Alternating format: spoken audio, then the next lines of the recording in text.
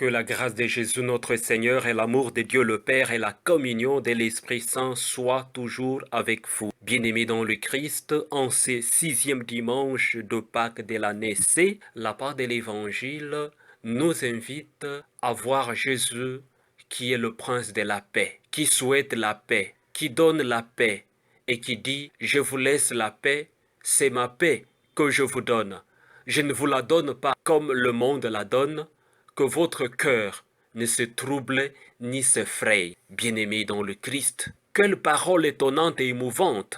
Jésus parle de paix et console ses amis, ses disciples, peu de temps avant son arrestation et le début de sa violente et cruelle passion. Jésus accusé des crimes politiques. Jésus sera victime de la Pax Romana. Il sera victime de la paix de l'Empire romain, maintien de la loi et de l'ordre. Cependant, la paix que Jésus apporte n'a rien de commun avec cela. Bien-aimés dans le Christ, Jésus insiste sur la confiance et l'espérance. Si vous m'aimiez, vous seriez dans la joie puisque je pars vers le Père. Nous lisons ces paroles au temps de Pâques. Vous voyez, ce texte nous est donné au temps de Pâques, sachant que la confiance de Jésus dans le Père a été justifiée. C'est-à-dire, par la résurrection, Jésus a été glorifié. Il a reçu la gloire qui vient d'auprès du Père. Bien-aimé dans le Christ, la paix que Jésus voudrait communiquer, c'est vraiment la paix, non pas à la manière du monde. La paix du monde est extérieure, avec un équilibre si fragile entre des forces divergentes qui, à la manière d'un volcan qui s'éveille, n'attendent que la moindre opportunité pour se manifester avec violence dans le but d'atteindre un nouvel équilibre qui, elle, l'espère, sera plus favorable. Bien-aimé dans le Christ, la paix de ce monde, c'est une paix négociée.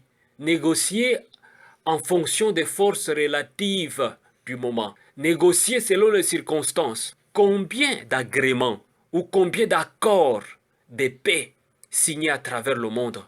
Et la paix, on ne la voit pas. Désolation, troubles, guerre, tueries, massacres. Bien-aimés dans le Christ, quand on regarde le monde en ébullition, contrôlé par quelques forces ou contrôlé par quelques pays qui se disent des puissants et qui ferment les yeux devant les atrocités, devant les vandalismes, devant l'esclavagisme moderne qu'on voit en Libye aujourd'hui à cause de la guerre que l'OTAN avait menée contre Kadhafi, et ça, il ne faut pas mâcher les mots. Le résultat, c'est les quiproquos, c'est le désordre en Libye. Et ces désordres-là embrasent l'Afrique. La ceinture du Sahel est maintenant remplie avec des terroristes. Où se trouvent les accords de paix? Où se trouve la paix? Ça, c'est la paix extérieure que le monde cherche à donner, que le monde cherche à conserver. Mais il n'y a pas de paix. Bien-aimés dans le Christ, à cause des appétits surdimensionnés, des minéraux, du pétrole et bien d'autres ressources naturelles, la personne humaine est comptée en République démocratique du Congo, au Sud-Soudan, au Mali, Somalie, Centrafrique et bien de pays où sévissent les Boko Haram, où sévissent tous ces bandits de grands chemins et qui se maintiennent dans l'exploitation des minéraux. L'appétit surdimensionné. Et ils se disent, ils travaillent pour la paix. Ils se disent, ils veulent mettre la paix. Ils veulent instaurer la paix. Quelle paix? Quel genre de paix, bien-aimés dans le Christ? Nous ne pouvons pas, comme chrétiens, accepter des négociations de paix qui ne sont que de paix apparents, qui ne sont qu'une paix pour justifier des appétits assoiffés, des appétits non contrôlés de certains groupes ou de certains cercles ou de certains prédateurs. Bien-aimés dans le Christ, Jésus dit à ses disciples que votre cœur ne se trouble pas. N'ayez pas peur. N'ayez pas peur de communiquer au monde que la justice existe. N'ayez pas peur de communiquer au monde que l'amour de Dieu existe. N'ayez pas peur de communiquer au monde que l'amour du prochain existe. Bien-aimés dans le Christ, Saint Paul aux Romains le dit, rien ne pourra nous séparer de l'amour du Christ. Ni la guerre, ni la mort, ni les tribulations, ni les angoisses, ni la peur du lendemain. Rien, rien ne peut nous séparer de l'amour du Christ.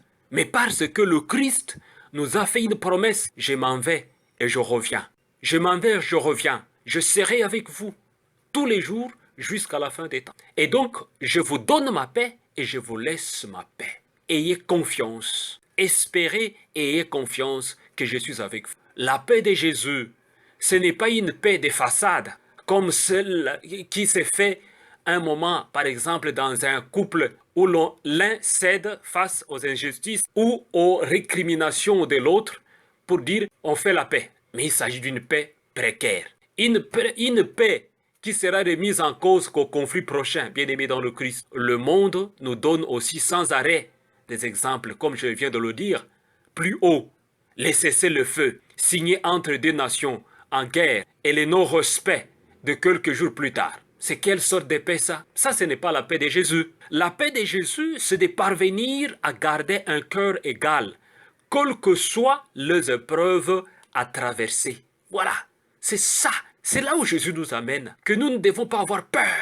Nous devons garder notre esprit serein, un cœur égal, un cœur digne, plein d'harmonie et de support qui vient de Jésus. Saint Paul, il nous le dit dans ses témoignages, malgré les lapidations, malgré les intimidations, malgré le rejet, Paul est resté intact, imperturbable, disant « ma vie, c'est le Christ ».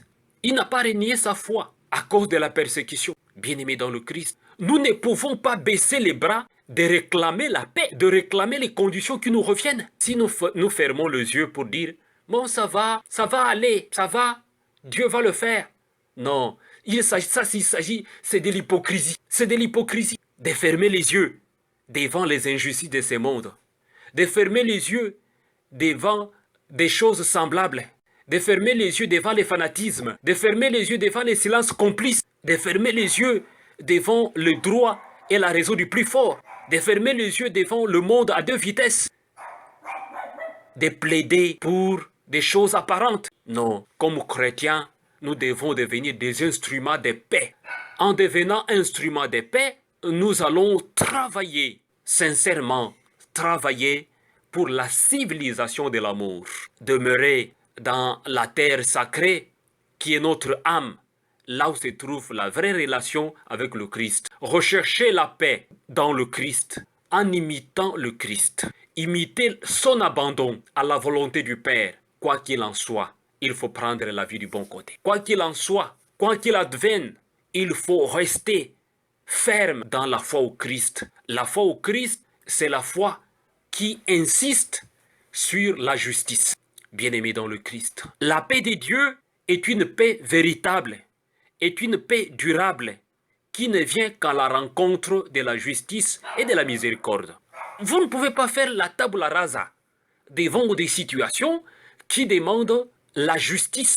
La paix réclame la justice. Une paix durable réclame la justice. Une réconciliation responsable réclame la justice et finalement la miséricorde. Bien-aimés dans le Christ, Jésus nous invite à ne pas avoir peur parce que l'Esprit Saint va nous accompagner. L'Esprit Saint nous guidera. Comme enfants de Dieu, l'Esprit Saint va nous révéler une paix qu'aucun événement ne peut troubler et qui reflète la sérénité de notre attitude. La sérénité de notre attitude reflète la paix intérieure qui nous habite. Mais cette paix intérieure est parfois aujourd'hui troublée par autant d'événements, mais surtout par les injustices. Et surtout par des vérités contraires. Les gens viennent nous consoler avec des choses semblables. Et ils veulent que nous puissions avaler. Non, comme chrétiens, on n'avale pas des mensonges, on n'avale pas des faussetés. Parce que ça trouble la paix intérieure.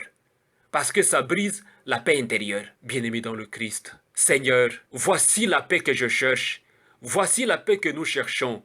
Être capable d'affronter la peine et la douleur sans éprouver la peur accablante que tout est perdu. Car tu es avec nous. Tu es toujours là. Donne-nous la paix que personne ne peut envahir, que personne ne peut effacer.